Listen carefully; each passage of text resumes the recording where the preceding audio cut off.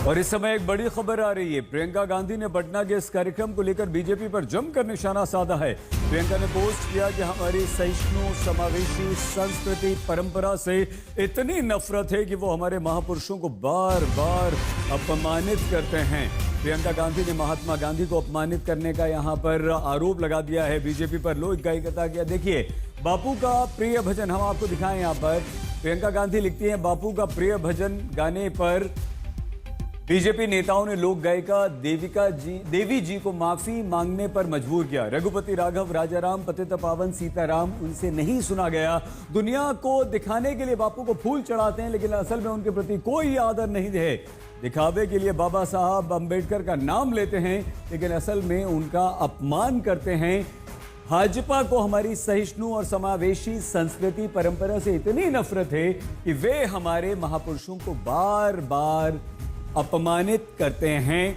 प्रियंका गांधी वाड्रा ने बीजेपी पर आरोप लगा दिया है और पटना के जिस कार्यक्रम में ईश्वर अल्लाह तेरो नाम पर आपत्ति व्यक्त करने वाले बीजेपी नेताओं पर उन्होंने कटाक्ष किया। अब देखिए, बिहार में नीतीश जी के अनैतिक राज में महात्मा गांधी जी और माता सीता का नाम लेना अब अपराध हो गया है। बीजेपी नीतीश कुमार को अपदस्थ करने से पूर्व उनके अभी तक के सभी कथित सामाजिक व वैचारिक ढोंग और ढकोसलों को उजागर करती रहेगी। तेजस्वी यादव, बिहार के पूर्व मुख्यमंत्री आरजेडी के नेता, ने भी यहां पर बीजेपी को आड़े हाथों लिया है। नीतीश कुमार को आड़े हाथों लिया है। बीजेपी और नीतीश कुमार दोनों पर वार यहां पर तेजस्वी यादव ने किया है। अब भोजपुरी सिंगर देवी के गाए गाने पर बिहार की राजनीति सुलग रही है। बीजेपी कह रही है कि जिस कार्यक्रम में भजन का विरोध हुआ वो बीजेपी का कार्यक्रम नहीं था, बल्कि निजी कार्यक्रम था। जेडीयू भी कह रही है कि बापू के भजन का विरोध नहीं होना चाहिए, मगर सबसे आक्रामक यहां पर आरजेडी है। आरजेडी कह रही है कि बीजेपी तो भाईचारे को खत्म करने की साजिश रच रही है। आरजेडी के अध्यक्ष लालू प्रसाद यादव ने सोशल मीडिया साइट पर भी लिखा है, और ये लिखा है कि संघियों और भाजपाइयों को जय सिया राम, जय सीताराम के नाम और नारे से शुरू से ही नफरत है, क्योंकि उनमें माता सीता का जयकारा है। ये लोग शुरू से ही महिला विरोधी हैं तथा जय श्री राम के नारे के साथ आधी आबादी महिलाओं का भी अपमान करते हैं। गायिका देवी ने कल कार्यक्रम में बापू के नाम पर निर्मित सभागार में बापू का भजन गाकर उसने सीताराम बोल दिया, तो टुच्चे भाजपाइयों ने माइक पर उससे माफी मंगवाई तथा माता सीता के जय सीताराम के बजाय जय श्री राम के नारे लगवाए। ये संघी सीता माता सहित महिलाओं का अपमान क्यों करते हैं? लालू प्रसाद यादव ने ये ट्वीट किया है। प्रकार से सुप्रसिद्ध लोक गायिका देवी जी ने उनके गाए हुए भजन का मंचन कर रही थी, उसका विरोध अनुचित है।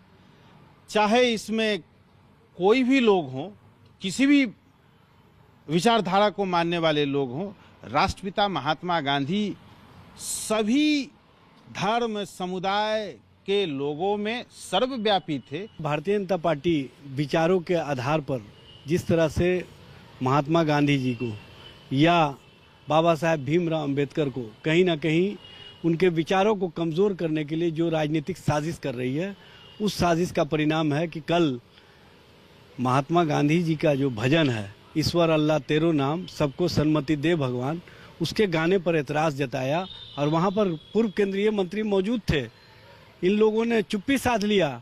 इसका मतलब है भारतीय जनता पार्टी, जो पहले से हम लोग कहा करते थे कि संविधान और संवैधानिक व्यवस्था को कमज़ोर करने की कार्रवाई में लगी हुई है और बापू के विचारों को कमज़ोर करना चाहती है, नाथूराम गौडसे के विचारों को आगे बढ़ाने वाली जो शक्तियाँ हैं वो स्वयं को मजबूत बनाना चाहती है। उसमें देवी का जो गाने थे, उस गाने का विरोध अब किन लोगों ने किया मैं नहीं कह सकता हूं, मैंने देखा भी नहीं है। लेकिन उस प्रकार के जो ऐसे गानों में या भजन में इस प्रकार का विरोध नहीं होना चाहिए। जिन लोगों ने किया है तो मुझे लगता है कि जो ऐसे इस प्रकार का मानसिकता नहीं रखना चाहिए था।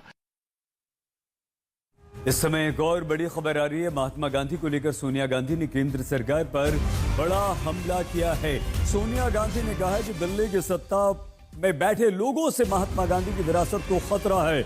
इन संगठनों ने कभी हमारी स्वतंत्रता के लिए लड़ाई नहीं लड़ी। इन्होंने महात्मा गांधी का कटु विरोध किया। वो महात्मा गांधी के हत्यारों का महिमा मंडन करते हैं। गांधीवादी संस्थाओं पर हमला करते हैं सोनिया गांधी ने एक बार फिर से बेहद गंभीर आरोप बीजेपी की सरकार पर लगा दिया है और कहा है कि महात्मा गांधी के हत्यारे का महिमा मंडन करते हैं।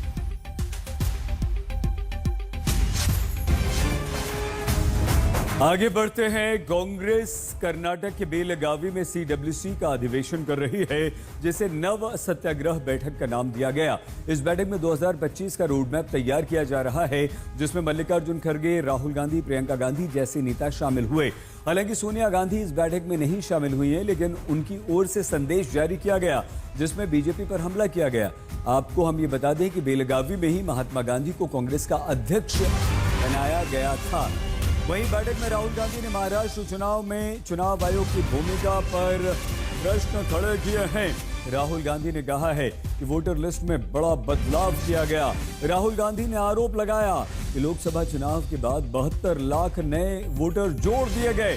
वहीं मल्लिकार्जुन खड़गे ने भी वोटर लिस्ट को लेकर सवाल खड़े किए। तो वहीं डॉक्टर बाबा साहब अंबेडकर को लेकर भी बीजेपी पर कांग्रेस में जबरदस्त हमला किया गया।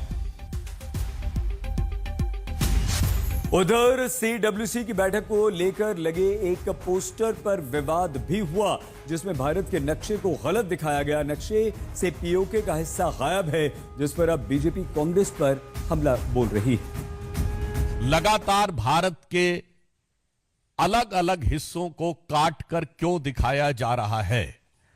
यह सिर्फ संयोग है या किसी व्यवस्थित भारत विरोधी प्रयोग का हिस्सा है?